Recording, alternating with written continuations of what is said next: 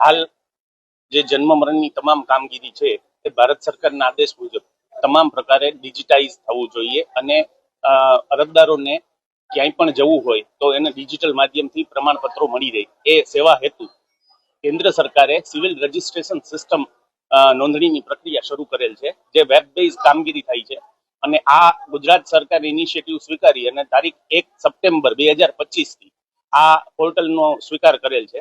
આ પોર્ટલ નો રાજકોટ મહાનગરપાલિકાએ પણ સ્વીકાર કરેલો છે અને તેમાં કામગીરી શરૂ કરી દીધી છે.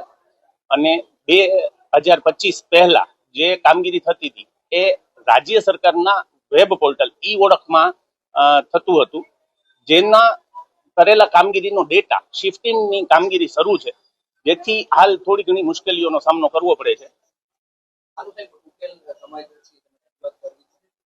હા, આની રજૂઆત થયેલી છે અને રાજ્ય સરકારના તમામ અધિકારીઓ આની પાછળ કાર્યરત છે અને સત્વરે આ પરિસ્થિતિનો ઉકેલ આવી જશે. તમામ ડેટાબેઝ છે એ સિવિલ રજિસ્ટ્રેશન સિસ્ટમમાં ટ્રાન્સફર થઈ જશે અને પબ્લિકને અમે એકદમ સત્વરે કામગીરી શરૂ કરી અને પૂર્ણતા કરી દઈશું.